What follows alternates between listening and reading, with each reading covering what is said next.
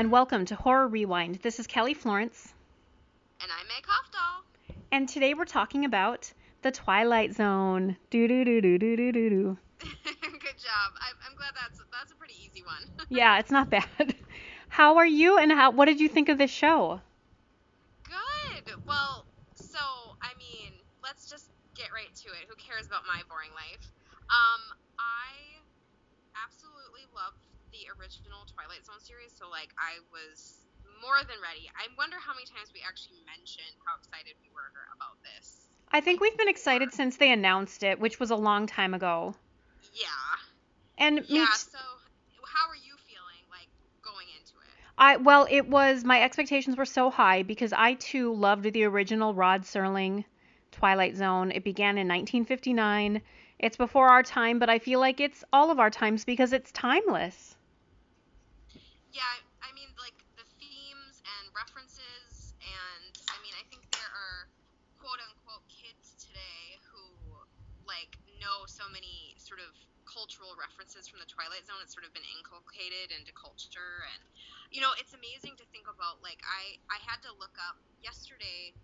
I was working on something, and I had to look up the Burgess Meredith episode. Well, he was in several, but the first most famous one about the library. And I looked it up yesterday, and it's the 8th episode of the show. Wow. I just assumed it was a later episode. They already had their groove. Yeah, just to think that they were already off to the races at that point is so cool to think about. So let me ask you this. When you went into these first 2 episodes, had you read reviews, heard what people were saying or thinking, or did you just go in and not hear anybody's thoughts first? I went in without hearing anybody's thoughts first. How about you? Well, I'm really anti. I don't like, as much as I spend my life talking about horror movies and my opinions, I don't necessarily want to hear a ton of opinions until I've watched it. But Luke told me that he had read a scathing thing about it. What? And so yeah, apparently Entertainment Weekly called it a calamity. Why? I know. Well, he said I guess I should say he didn't actually read it. He just saw that. Just saw that's what they said. Well. So I was like, okay. So I kind of felt like my baby had been punched before I even started watching it. Yeah. And then when I clicked on the thing, I saw that it had kind of a lower user rating, and I'm like, assholes. So I don't know. Protective right when I went in. Yeah. No, understandable. And everyone's entitled to their opinion, and so that's fine if not everybody loves it. But I have to tell you, I ended up watching each episode twice just because of how my night went, which was a fun night, apparently, right? And I loved it. The first episode is starring Kumail Nanjiani. It's called The Comedian, and it was written by Alex Rubens and directed by Owen Harris, who's directed a couple episodes of Black Mirror. And I thought it had sort of a Black Mirror kind of feel. Yeah, I think Black Mirror is definitely influenced by the original. So, okay, here's what I love. First of all, obviously I love Kumail. He's amazing. I was so excited. And I think what I loved so much was that Jordan Peele was like, I'm not going to reinvent the wheel here. I'm going to give you, classic Twilight Zone. Yes. And not that this episode, it's weird. I saw something on Facebook just a few minutes ago saying, this episode existed in the old one. If it did, I never saw it. So maybe I'm misinformed. Is this? I don't think so. Well, I don't know. But my point being is, Jordan Peele was we are going to have the same fonts. Yes. We're going to have the same music. We're going to have the same feel to the episode, and his narration is very similar. And so I love that he was like, I'm not reinventing it. I'm not, turning it on its head. I'm giving you what you love about the Twilight Zone. Exactly. And I feel like, speaking of Black Mirror already sort of reinvented the Twilight Zone, and that's fine. I love Black Mirror too. So I love that this is a throwback to the classic, and there's a lot of like interesting old school classic things besides the whole style of the show, just like an old timey bus going by and the old timey bus stop, and Oh yeah. just elements at the bar, and just how the room is set up for this comedy club. It feels like it could be the 1950s or 60s. Oh, it does. That's a really good point. And the episode as a whole is very much like a familiar sort of Twilight Zone trope, if you will, about somebody who's given maybe too much power, and then they have to decide like which way they're going to go with that. And it was so fun to watch him as the main character. And what I've always loved about the Twilight Zone, and really what I love about like what Jordan Peele does a lot, and really just horror and science fiction in general, is it gives you so much to think about. And I know I was watching this being like, okay, if I was in that situation and I wanted to get rid of somebody, who would I get rid of, you know? Mm-hmm. So it puts us in that situation, and it has just that like general entertainment value, but then it's so mind bending, of course. It's the Twilight Zone. But then on the other end, like it's fresh in a way, and it obviously it's of our time, and it's dealing with things, like he has this Second Amendment joke he keeps telling. And so even though it has that retro feel, it's also very like apropos for our time period. Exactly. And I love how very purposely, here's our Pakistani American Mm-hmm. hero, his Indian girlfriend. He's got a lesbian African American comic that he's working with. The only white guys again are in this episode are the comedian who is the murderer, the drunk driver, and then Pete or whatever his name is that they call him the creepy uncle. And they're not, in this particular episode, it's so diverse. And oh, and then Tracy Jordan. I always I always want to say I always want to say his yes, I always want to say his character from 30 Rock. Yeah. Now that's a Twilight Zone episode, is that I'm stuck in that world. But Yeah, yeah, no kidding. it's just it's so well done. Yes, and it's very purposeful, and also like I noticed like the extras were there were more people of color. Yes. So it's again very purposeful. I noticed a couple Shining references, which I appreciated. Yes, the picture on the wall and then him at the end, that all tied back into the Shining. Right. Yep, I love that. And they dropped the name Torrance, and also I have to say they dropped the name Donner. Yes.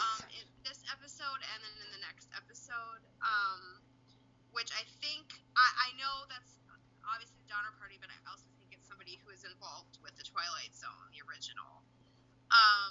But yeah, I don't know. For me, I felt it was almost like comfort food for me, Yes. because it was like I almost cried when the music came on, because Twilight Zone's probably like top 5 of my favorite television shows, and it just felt like he was handling it with like gentle hands. It Yeah. was like this is what it is, and I'm not changing it.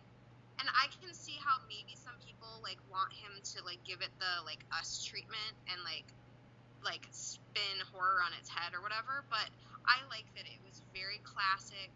Jordan Peele's dressed in a suit like Rod Serling was. Like it's just like this is what I know and love. And then the cast this cast and then the cast in the second episode, like holy crap. Yeah, so great. Let me mention the second episode too. We're going to talk about both.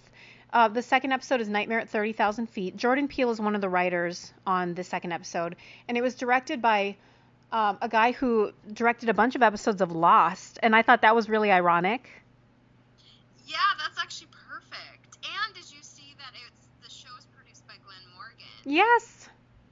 Which is nice, and I can definitely tell that it's filmed in BC. And this episode kind of gave me a Final Destination vibe, which of course will be a later episode for a rewind. And it was interesting because Glenn Morgan's involved with that too. So Right. Now, I could not believe, I knew Nicholas Lee was going to be in this episode, but I didn't know. I did not recognize him right away. I'm like, wait a minute. Krychek is older. We're all older, Meg. We're going to die someday. I know. I think that's why. Like, I have this like actors age, we as a society get so upset about it, and then they feel the need to like Botox their face away. It's because we don't want to like face our own mortality. I And when you look know. at Nick Lee, and I mean, you know, he's looking good for his age, but it's just like, oh my God, like, yeah, I'm gonna die. Like, what happened?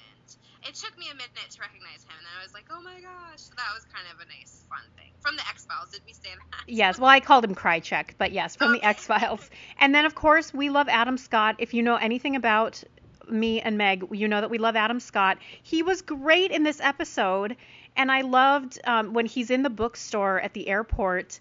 You're seeing all of these hints of other episodes. You see the comedian on the cover. You are seeing this little kid who we are going to get a taste of in a future episode. If you've watched the previews, it looks like he's running for office or something. And so we're getting all these hints, and I'm sure that when we rewatch all the entire season back, we're going to see all of these hints to other episodes. Well, speaking of that, in the first episode, there's an airplane flying over during one of the first Oh, scenes, and I wonder if that's the same flight.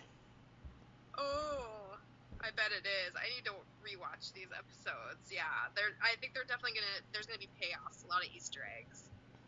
Now, the Nightmare at 30,000 Feet, was it an episode? Was it in the Twilight Zone, the movie? Was it both? It was both. So it was an episode, and it was actually written by. It's based on a short story, I believe, and then the teleplay is written by Richard Matheson. He's a Yes. really, yeah, he's quite well known, and it has William Shatner in the television episode, and then it's John Lithgow in the movie I remember the version. movie version because I used to rent Yeah. that movie all the time.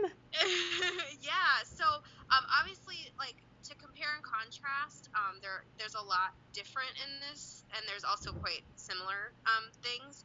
But I think it's a really cool idea to sort of take one of the most iconic episodes and still give us like, and that's what I love about it is they still gave us the classic Twilight Zone feel to it, but they made it their own and added this whole like creepy podcast angle, which I thought was really cool. I like that too. And can you imagine if that actually happened? Like, I know. Again, it's like putting us in that position of like, what would I do? what else do you want to say about either episode, just in general? Okay, well, so in this second episode, yes, and I'm so excited. It was Adam Scott. What great casting. Um, I kind of was like expecting it to be the same little creature on the wing, from the television show, the original, and so I was like, oh my gosh, they changed it, and I really like that. But I loved at the end when he washes up, or he's laying there on the shore. We see like a little stuffy version of the original creature, Right. and I want that so much. So if anybody wants to find that stuffy, that would be amazing. It's so cute. I know it's supposed to be scary, but it's so cute. Yes. When I So saw I that, really like that. when they showed that shot in some promos, and I was like, wait, what? Like, is that going to be the gremlin? Like, what's happening? But Yeah. So that was really, I mean, they're doing all these little things that, again, they pay off for people like me who watch the original still every year.